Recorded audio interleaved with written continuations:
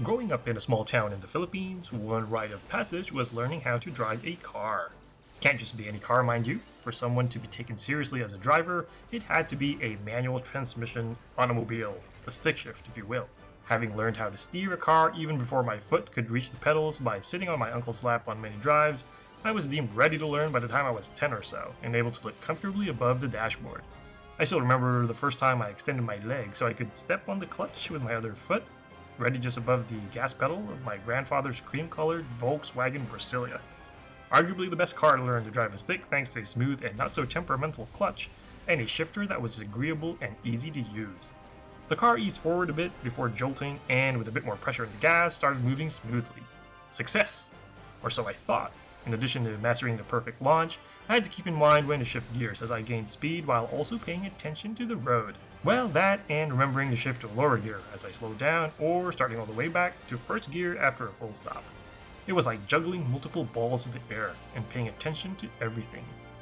It's the kind of information overload that I felt the first time I took a stab at Star Fox Zero's new hybrid controls. Wait, you mean I have to control the R-Wing with the thumbsticks and buttons while using the Wii U tablet's motion controls to aim while alternating between the television screen and the tablet display to keep track of everything? Hey, who just shot me? Oh no, I just lost sight of my target. I want my mommy. It's the same experience that many players will likely have as they play the game for the first time. Star Fox Zero is essentially Nintendo's answer to criticisms about a few games fully utilizing the potential of the Wii U tablet. By the way, if you're hoping to be able to turn off motion controls and just rely on the familiar button and stick inputs, well, think again. Gyro controls are baked into the game and there isn't an option to take them out. It will be a divisive decision for sure, though one that shouldn't really be as big a deal as some folks might think. Instead, the real news is that we have a bona fide Star Fox game again.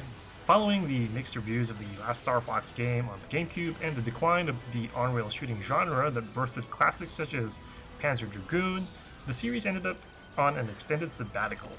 In fact, younger generations such as my niece knew of Fox McCloud, of the Clan McCloud, and Falco due to their inclusion in the Super Smash Bros. Series.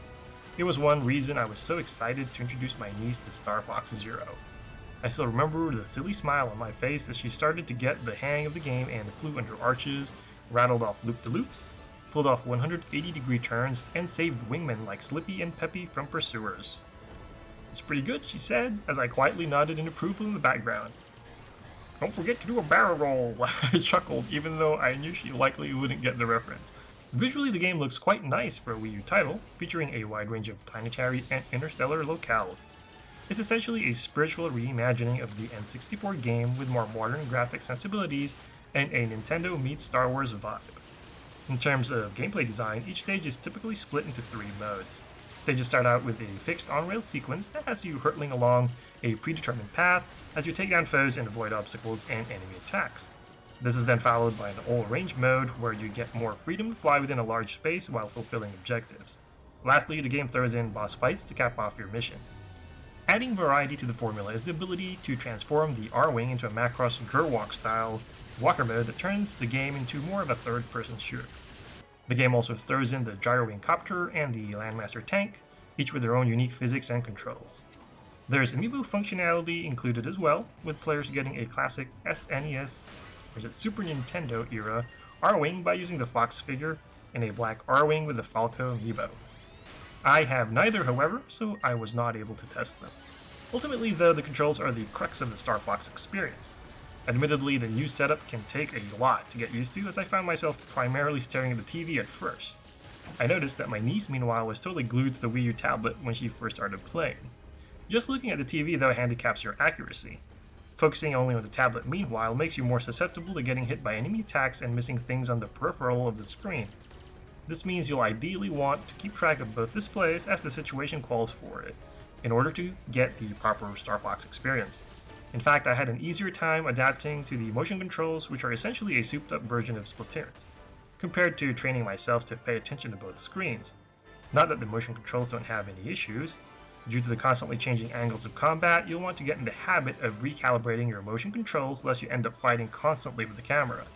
It's something that you'll need to do more frequently with Star Fox than Splatoon because you're constantly fighting and flying in more planes.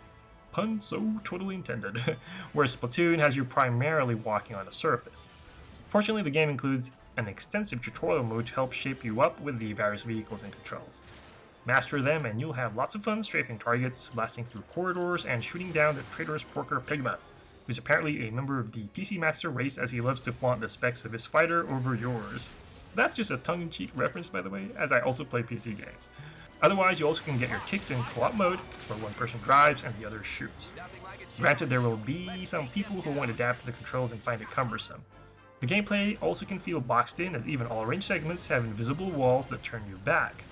As much grief as they got in Star Fox Assault, I also would have loved on-foot segments to help add more diversity to the gameplay. That being said, Star Fox's gameplay actually feels polished once you get used to it, with the dogfighting sections especially being a hoot. It just feels awesome when you brake and send a pursuing enemy straight into your crosshairs, or do a somersault or U-turn and nail foes like that darn Pigma right on his bacon. Overall, Star Fox harkens back to a time when a different kind of shooter ruled the roost, making it a blast from the past for old-school gamers and a refreshing experience for younger players. The hybrid controls will likely be divisive for purists, and the on-rail sections and invisible borders of all-range mode might feel confining for some. Like getting the hang of a stick-shift car, however, the gameplay can be a hoot once you master its operation.